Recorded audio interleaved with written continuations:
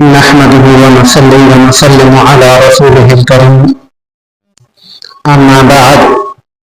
فأعوذ بالله من الشيطان الرجيم بسم الله الرحمن الرحيم يا أيها الناس إنا خلقناكم من ذكر وأنثى وجعلناكم شعوبا وقبائل لتعارفوا إن أكرمكم عند الله أتقاكم إن الله عليم خبير وقال النبي صلى الله عليه وسلم كلكم من آدم وآدم من تراب أو كما قال عليه الصلاة والسلام صدق الله العظيم اللهم صل على محمد وعلى آل محمد كما صليت على إبراهيم وعلى آل إبراهيم إنك حميد مجيد اللهم بارك على محمد وعلى آل محمد كما باركت على إبراهيم وعلى آل إبراهيم إنك حميد مجيد معزز سامعین کرام، اللہ رب العالمین نے تمام انسانوں کو، تمام بنی آدم کو اس آیت مبارکہ کے اندر جو میں نے ابھی تلاوت فرمائی ہے، ایک چیز سکھائی ہے، وہ یہ کہ تم سارے کے سارے برابر ہو،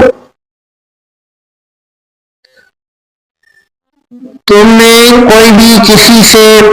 افضل نہیں ہے۔ اللہ رب العالمین نے اس آیت کے اندر عصبیت کا خاتمہ فرمایا ہے اور ایک مثالی معاشرے کا اصول بیان فرمایا ہے کہ ایک معاشرہ کب مثالی بن سکتا ہے۔ یہ تب ہی ممکن ہے جب تمام کے تمام انسان دوسرے انسان کو اپنے جیسا ہی سمجھیں گے،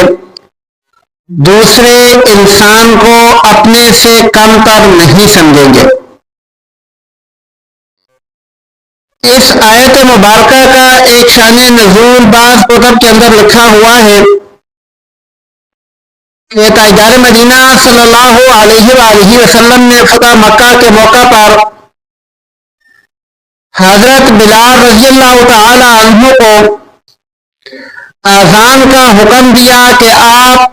کعبۃ اللہ کی چھت پر کھڑے ہو کر اذان دیں۔ حضرت بلال رضی اللہ تعالی عنہ نے کعبۃ اللہ کی چھت پر کھڑے ہو کر اذان دی۔ تب کچھ لوگوں کی طرف سے، کچھ نئے مسلمان ہونے والے صحابہ کرام رضوان اللہ تعالی علیہم کی طرف سے یا وہاں پر موجود لوگوں کی طرف سے ایک یہ اشکال ہوا کہ تاجدار مدینہ صلی اللہ علیہ وآلہ وسلم نے آج فتح مکہ کے دن اگر اذان کا شرف بخشنا تھا تو کسی ایسے انسان کو بخشتے جس کو ہم دنیا کے لحاظ سے معظم، عزت والا، مرتبے والا خیال کرتے ہیں۔